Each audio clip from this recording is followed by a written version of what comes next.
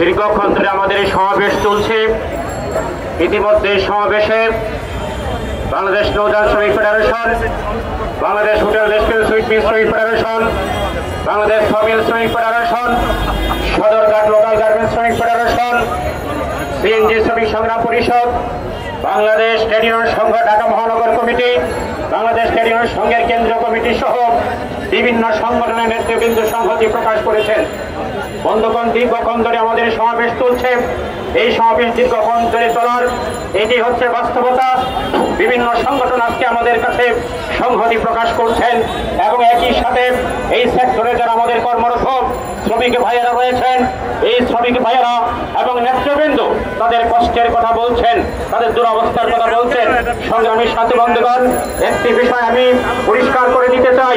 বাংলাদেশের পোশাক সেক্টর বলতে শুধু লোকাল গার্মেন্টস নয়, বাংলাদেশের পোশাক সেক্টরের সাথে তৈরি পোশাক শিল্প জড়িত। এই পোশাক সেক্টরের সাথে বেকিং ইন্ডাস্ট্রি অর্থাৎ টেক্সটাইল গার্মেন্টস জড়িত। এই লোকাল গার্মেন্টের সাথে দর্জি শ্রমিক জড়িত অর্থাৎ লোকাল দর্জি, টেক্সটাইল গার্মেন্টস, সোয়েটার সহ এই সমস্ত সেক্টরগুলোকে নিয়ে এই পোশাক সেক্টর। কিন্তু বাংলাদেশের সরকার এবং মালিকরা ষড়যন্ত্রমূলক ভাবে এই পোশাক সেক্টরের শ্রমিকদের দাবিকে বিচ্ছিন্ন করার জন্য, বিভক্ত করার জন্য এক এক সেক্টরের মজুরি এক একভাবে তারা তৈরি করে রাখে। যেমন তৈরি পোশাক শিল্পের জন্য 12,500 টাকার মজুরি নির্ধারণ করেছে, দর্জি শ্রমিকদের জন্য একরকম মজুরি নির্ধারণ করেছে, গার্মেন্টস টেক্সটাইল শ্রমিকদের জন্য আরেক ধরনের মজুরি নির্ধারণ করেছে। আর এই লোকাল গার্মেন্টস এর মজুরি আজকে দীর্ঘ 8 বছর ধরে তার মজুরি নির্ধারণ করা হয় নাই। সংগ্রামী সাথী বন্ধুগণ, একটি বিষয় মালিক কর্তৃপক্ষ সহ সরকারকে নিশ্চিত পরিষ্কার করতে চাই। 2023 সালে যখন তৈরি পোশাক শিল্পের শ্রমিকরা মজুরি বৃদ্ধির আন্দোলন করে, তখন মজুরি বোর্ড একটি প্রহসনের খসড়া মজুরি ঘোষণা করেছিল। 10,500 টাকার একটি খসড়া প্রস্তাব যখন শ্রমিকদের মাঝখানে চলে যায়, শ্রমিকরা এই প্রস্তাবে বিক্ষুব্ধ হয়ে তারা বিক্ষোভে নেমে পড়েছিল। আর এই বিক্ষুব্ধ শ্রমিকদের প্রেক্ষিতে তৎকালীন স্বৈরাচারী আওয়ামী লীগ সরকার বৈষয়িকভাবে গুলি চালিয়ে 4 জন শ্রমিকদের হত্যা করেছিল। এই অন্তর্বর্তীকালীন সরকার যখন আসে, তখন এই দেশের ছাত্র শ্রমিকের জনতা রক্ত দেওয়ার মধ্য দিয়ে সবাই প্রত্যাশা করেছিল নিশ্চয়ই যে সরকার আসবে শ্রমিকের রক্তের বিনিময়ে, জনতার রক্তের বিনিময়ে, ছাত্রদের রক্তের বিনিময়ে, নিশ্চয়ই সেই সরকার শ্রমিকের নতুন করে আবার রক্ত নিবে না, নতুন করে শ্রমিকের মজুরি নিয়ে, অধিকার নিয়ে ছিনিমিনি খেলবে না। কিন্তু আমরা দেখলাম এই ডক্টর মোহাম্মদ ইউনূসের নেতৃত্বে অন্তর্বর্তীকালীন সরকার ক্ষমতায় আসার পর আবার তৈরি পোশাক শিল্পের শ্রমিকরা যখন 25,000 টাকা মজুরি বৃদ্ধির দাবিতে আন্দোলন করে, তখনও আশুলিয়া, গাজীপুরে সবার অঞ্চলের শ্রমিকদেরকে গুলি করে আরো 2 জন শ্রমিককে হত্যা করা হয়।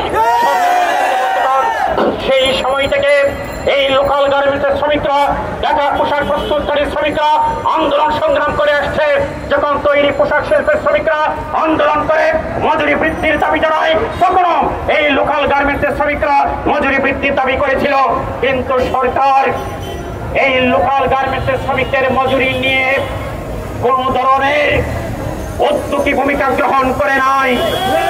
দাবি জানিয়েছিল, অবিশ্বাসের বিষয়, আজকেও পর্যন্ত 5,000, 7,000, 8,000 টাকা দিয়ে একজন শ্রমিককে 12 ঘন্টা, 14 ঘন্টা, 15 ঘন্টা পর্যন্ত ডিউটি করতে হয়।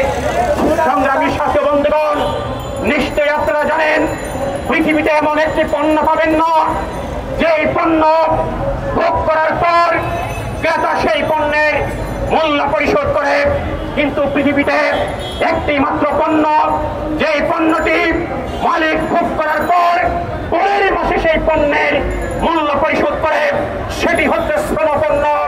এই শ্রমপণ্য আগে মালিকরা ভোগ করে, পরের মাসের বাংলাদেশের আইন বলেছে পরের মাসে 7 কর্মদিবসের মধ্যে এই পণ্যটির, এই মজুরি পণ্যটির মূল্য পরিশোধ করা হবে।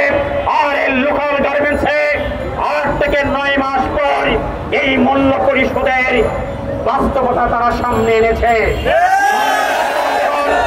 এই যে শ্রম আইনকে লঙ্ঘন, শ্রম আইনকে বৃদ্ধাঙ্গুলি দেখার এই পরিণতিতে বাংলাদেশের শ্রম আইন বাস্তবায়নের জন্য অনেকগুলো দপ্তর রয়েছে।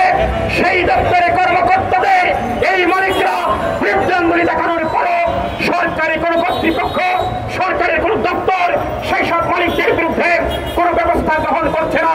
সংগ্রামী সাথী বন্ধুগণ, বাংলাদেশের প্রচলিত আইনে কোন একটি ফৌজদারি আইন লঙ্ঘন করার সাথে সাথে তার বিচারের ব্যবস্থা আছে, দণ্ডের ব্যবস্থা আছে, জরিমানার ব্যবস্থা আছে।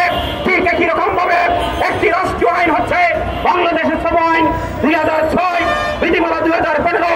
এই আইন এবং বিধিমালা মালিকরা দিনে দুপুরে আজকে লঙ্ঘন করছে। তার প্রেক্ষিতে বাংলাদেশে লোকাল গার্মেন্টসের শ্রমিকরা, ঢাকায় অবস্থানরত লোকাল গার্মেন্টসের শ্রমিকরা মালিক কর্তৃপক্ষকে এই বিষয়ে তাগিদ প্রদান সহ সরকারের শ্রম কর্মসংস্থান মন্ত্রণালয়ে তারা বারবার দাবি জানিয়েছে। এই 6 দফা দাবির প্রেক্ষিতে গত 9 তারিখে মহাপরিদর্শক, কলকারখানা প্রতিষ্ঠান পরিদর্শন অধিদপ্তর মহাপরিদর্শক এবং উপমহাপরিদর্শক এবং ডিজি শ্রম দপ্তর সহ বিভিন্ন দপ্তরে এমনকি উপদেষ্টাকেও সেই দাবি জানানো হয়। বন্ধুগণ, একটি কথা নিশ্চয়ই আপনারা জানেন, যখন এই অন্তর্বর্তীকালীন সরকার দায়িত্ব গ্রহণ করে তখন বিভিন্ন সেক্টর যখন আন্দোলনে নামে তখন অন্তর্বর্তীকালীন সরকারের প্রধান উপদেষ্টা